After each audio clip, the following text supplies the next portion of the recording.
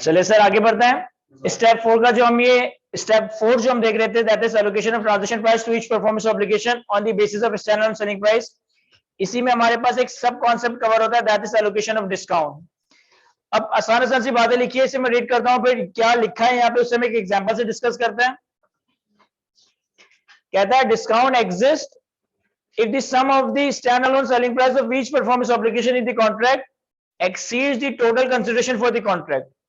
कह रहे discount exist करता है अगर हर इंडिविजुअल परफॉर्मेंस ऑब्लिगेशन की स्टैंडअलोन सेलिंग प्राइस का टोटल और कॉन्ट्रैक्ट की टोटल ट्रांजैक्शन प्राइस का टोटल ये दोनों आपस में मैच ना कर रहे हो।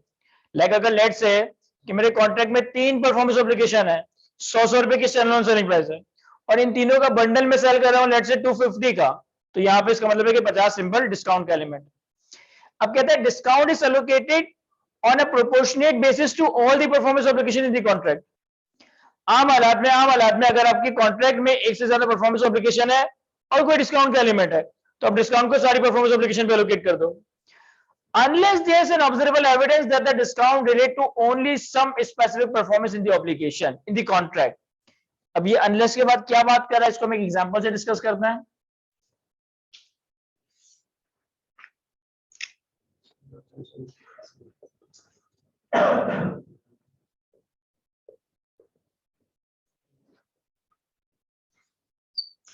यहां देखिए सर एक बहुत आसान सी सिंपल सी सादा सी एग्जांपल एलोकेशन ऑफ डिस्काउंट के हवाले से। फॉर एग्जांपल कि मैकडोनल्ड में एक बर्गर अवेलेबल है 600 रुपए का, फ्राइज अवेलेबल है 200 रुपए की और ड्रिंक अवेलेबल है 200 रुपए की। यानी कि इंडिविजुअली अगर आप बर्गर लेने जाओ तो 600 का मिलेगा, फ्राइज 200 की और ड्रिंक 200 रुपए की। और मैकडोनल्ड वालों ने एक डील ऑफर की हुई है, डील 1।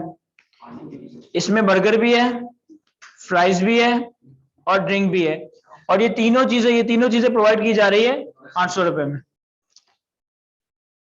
ये तीनों चीजें प्रोवाइड की जा रही है 1500 रुपए में। तो ये तो बड़ा सिंपल सा केस है कि सर अगर आप इन तीनों को इंडिविजुअली देखें तो इन तीनों का टोटल बनता है 1000 रुपए की चीज इस डील 1 में प्रोवाइड की जा रही है 800 रुपए की, यानी कि यहाँ पे डिस्काउंट का एलिमेंट है 200 रुपए का। अब आप एलोकेशन कैसे करते हो कि आप 800 रुपए को ही इनकी स्टैंडर्ड सेलिंग प्राइस में एलोकेट कर दोगे तो डिस्काउंट पे खुद के तीनों में एलोकेट हो जाएगा। तो पहले तो इन्होंने कहा कि भाई अगर आपके कॉन्ट्रैक्ट में जो सारी परफॉर्मेंस ऑब्लिगेशन के अगेंस्ट कोई प्राइस चार्ज की जा रही है, अगर वो इंडिविजुअल परफॉर्मेंस ऑब्लिगेशन की स्टैंडर्ड सेलिंग प्राइस के टोटल से कम है तो इसका मतलब कोई ना कोई डिस्काउंट का एलिमेंट है और आम हालात में आपने डिस्काउंट सारी परफॉर्मेंस ऑब्लिगेशन में एलोकेट करना है।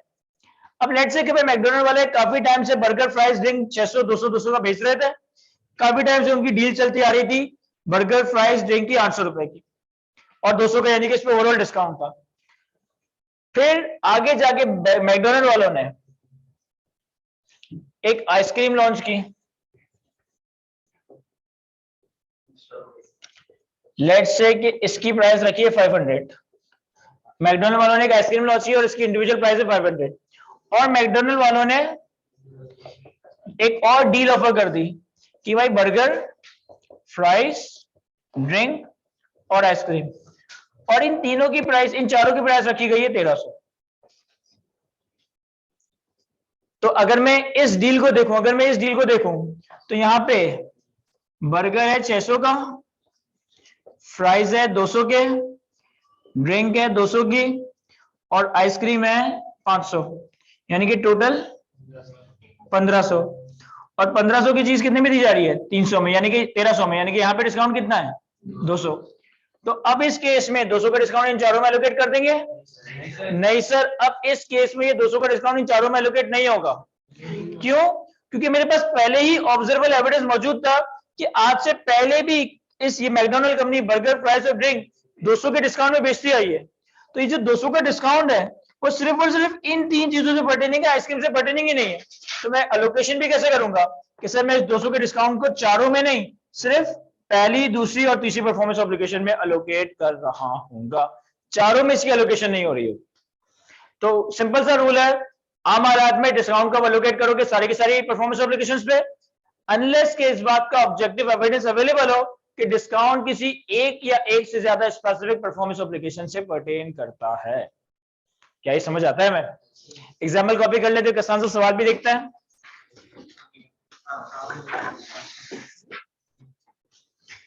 सर एलोकेशन ऑफ डिस्काउंट पे कोई सवाल देखते हैं।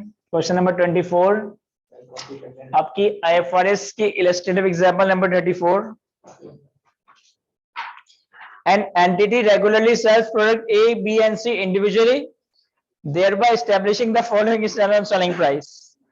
तीन प्रोडक्ट की हमारे पास स्टैंडर्ड सेलिंग प्राइस अवेलेबल है, product A, B and C 40, 55, 45। तीन इंडिपेंडेंट केसेस है।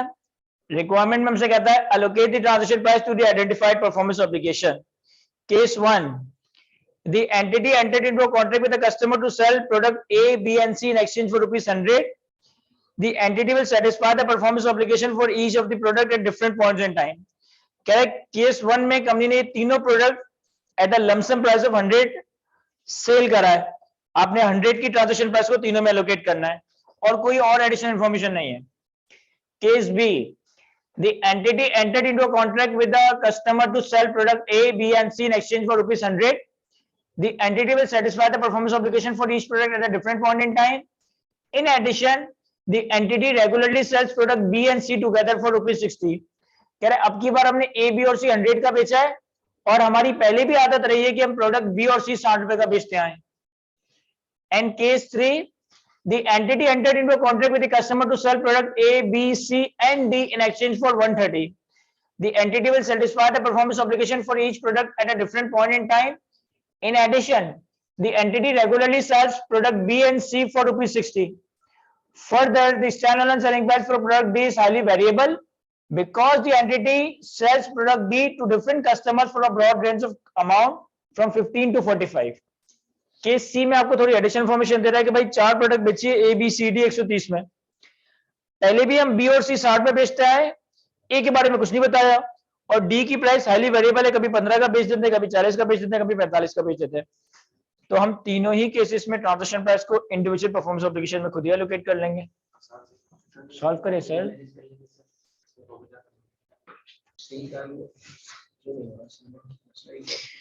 या देखिए सर मैं सॉल्व करवा देता हूं इसे। Question number 24 allocation of discount के कॉन्सेप्ट पे। सबसे पहले इन्होंने हमें तीन प्रोडक्ट की स्टैंडर्ड सेलिंग प्राइस बताई है। प्रोडक्ट ए 40, प्रोडक्ट बी 55 और प्रोडक्ट सी 45। ये इनकी stand alone selling prices available है। अब केस 1 में हमने ये तीनों चीजें प्रोडक्ट ए, बी और सी, इन तीनों का कंबाइंड पैकेज सेल किया 100 रुपए का। और अगर आप इन तीनों की इंडिविजुअल सेलिंग प्राइस का टोटल देखें 140, यानी कि 140 की चीज आपने 100 रुपए में सेल की है, यानी कि आपने बेसिकली डिस्काउंट दिया 40 रुपए का। तो इसके अलावा और कोई एडिशनल इन्फॉर्मेशन नहीं है। तो मैंने सिंपली क्या करना पड़ेगा सर कि मेरे पास जो परफॉर्मेंस एप्लीकेशंस है ए, बी और सी, इनकी स्टैंडअलोन सेलिंग प्राइसेस अवेलेबल हैं 40, 55 और 45। सर इन्हीं की स्टैंडअलोन सेलिंग प्राइस के रेशियो में अपने 100 की अमाउंट को एलोकेट कर दूंगा। 28.57, 39.28, 32.14। और अगर डिस्काउंट को इंडिविजुअली कैलकुलेट करना चाहे कि हमने हर प्रोडक्ट पे इंडिविजुअली कितना कितना डिस्काउंट दिया है, तो 40 और 28.57 का डिफरेंस 43, 15.72, 12.86। तो जो बेसिकली मैंने 40 रुपए का डिस्काउंट दिया उसका ब्रेकअप ये है कि प्रोडक्ट ए, बी और सी पे 11.43, 15.72 और 12.86 का डिस्काउंट दिया गया है। अब ये बड़ा सिंपल सा केस था। केस 2 में कहता है कि हमने ये तीनों चीजें 100 रुपए की सेल की, लेकिन आज से पहले हम प्रोडक्ट बी और सी 60 रुपए का सेल करते हैं। हम आज से पहले बी और सी इन दोनों को सेल करते हैं 60 रुपए का, और अब की बार इस कॉन्ट्रैक्ट में हमने ए, बी और सी तीनों ही सेल करा है 100 का। यानी कि अगर मैं इनकी स्टैंडर्ड सेलिंग प्राइस देखूं तो 140 और एबीसी की प्राइस देखो तो 100, तो यानी कि 40 का इन टोटल डिस्काउंट है। अच्छा, बी और सी की इंडिविजुअल सेलिंग प्राइस कितनी है? 100। बी और सी की इंडिविजुअल सेलिंग प्राइस कितनी है? 100, यानी कि बी और सी पे भी पहले 40 का डिस्काउंट था। बी और सी पे भी पहले 40 का डिस्काउंट था, यानी कि इफेक्टिवली हो क्या रहा है कि सर हमारे पास ए, बी और सी, सर इन दोनों के अगेंस्ट बेसिकली 60 की प्राइस एलोकेट हो रही है, और बाकी जो 40 है वो सारा का सारा प्रोडक्ट ए के अगेंस्ट एलोकेट हो रहा है। अब 60 को मुझे बी और सी में एलोकेट करना है, तो मैं किस रेशियो में एलोकेट करूंगा? सर 55 और 45। तो अगर मैं 55 और 45 के रेशियो में 60 को एलोकेट करूं, 60 मल्टीप्लाई 55 डिवाइड बाय 100 कितना है?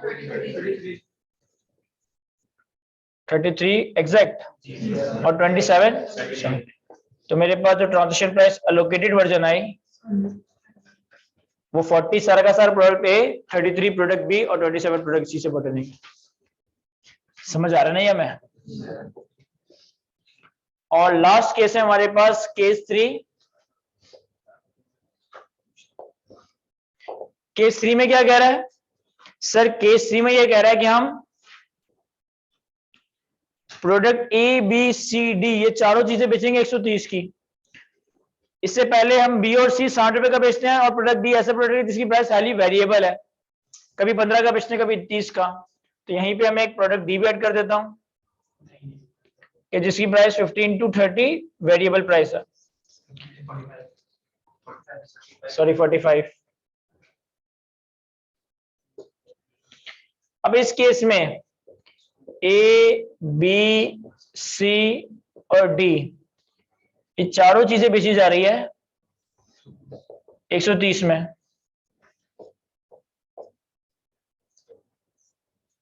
सर इन चारों की सेलिंग प्राइसेस हमारे पास सेलिंग प्राइसेस अवेलेबल है, ए 40, बी 55, सी 45 और डी कभी 15 का कभी 45 का। मुझे इतना पता है कि इन दोनों को मिला जुला कर हम 60 का बेचते हैं। तो अब अगर हमें एलोकेशन करनी है, अगर हमें ट्रांजिशन प्राइस एलोकेट करनी है, तो सर 60 की प्राइस इन दोनों से बढ़ेंगे, तो 60 को मैं इन दोनों के रेशियो में एलोकेट कर दूं, आई गेस ये बनेगा 33 और 27। अब मुझे इसकी सेलिंग प्राइस अवेलेबल है, इसके बारे में कुछ भी नहीं बताया, तो यहाँ पे प्राइस हाईली वेरिएबल है, तो मैं रेजिडुअल वैल्यू अप्रोच नाम की कोई चीज इस्तेमाल कर सकता हूँ। यानी कि टोटल मुझे पता है कि 130 को मैंने एलोकेट करना है, 33 27 इसे एलोकेट हो गया है, 40 इसे और बाकी बैलेंसिंग आई गेस 30 बनेगा ये। तो ये हमारी सिंपल सी एलोकेशन हो जाएगी। तो आसान सा सवाल था सर, कॉपी करें इससे। तो फिर इसके बाद हम स्टेप 5 अपने आखिरी स्टेप पे आते हैं। जी सर।